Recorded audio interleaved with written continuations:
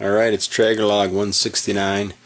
We're going to talk a little bit tonight about taking out the auger. If you ever need to clean it, just basically taking your Traeger apart, becoming familiar with it. What I like to do is take out your controller first, and of course it's just two Phillips screws holding it in, but I got the bottom one out and the top one already loose. Go ahead and pull it out. Kind of go.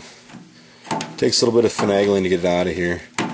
But when you pull your controller unit off, if you want to pull your auger out, you have to pull this housing off. So to do that, you want to make sure you remove your temperature probe cables, because that's going to remain in your Traeger cooking chamber.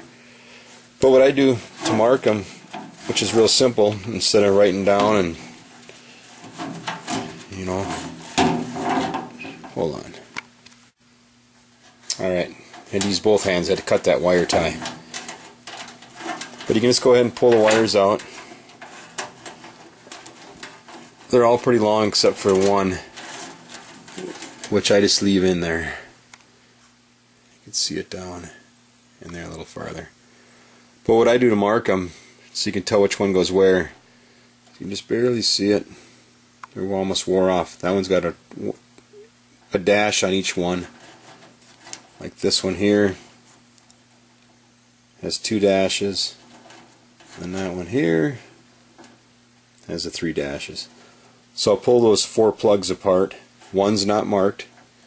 The other 3 are marked with 1, 2, or 3 dashes.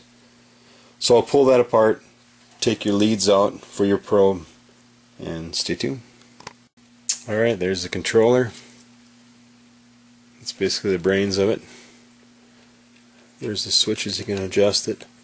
I've yet to make any adjustments on mine at all. But I go ahead and tuck the probe wires back in. Then it just takes 4 10mm bolts. If you guys put your Traeger together, which I'm sure most of you did, just go ahead and take those 4 out. There's 2 on each side. You can barely see the other 2. I already got them out. And I got the other ones loose. You just want to make sure you got a little bit of weight. You hold on to your handle when you take those last ones out. Alright, now take out the 2 screws on each side holding your pellet hopper off. Just got it up on the workbench, balanced with the trusty DeWalt. Alright, the 4 screws are out. Just go ahead and lift your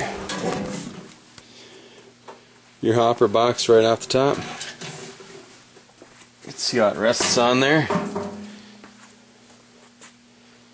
Then I take the motor out. You can see how it just amazingly just sits there and wobbles around. It's just a matter of that one Allen head screw there, and then this set screw for that bushing or bearing, whatever you want to call it.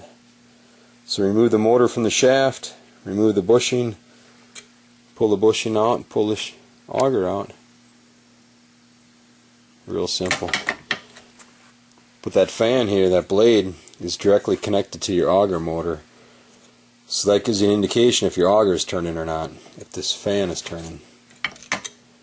What else is there to look at? Not a whole lot, I guess. There's your power that comes in right here. Goes up into here, splits off, goes to the motor, you get your ground. Just basically for the 2 motors. There's your other, like your convection fan that blows down the auger. Alright, check it out. Alright, the motor's off, the set screw's out. I vacuumed out the hopper as much as I could. Now we're just going to go ahead and use the auger to tap that nylon bushing out. There you go. Go ahead and pull the auger out and make a huge mess. I'm going to do something about that. Hold on. Alright, I got my bucket under it. That's the auger. Simple as that. You can see all the stuff was burnt towards the end. Just an open auger.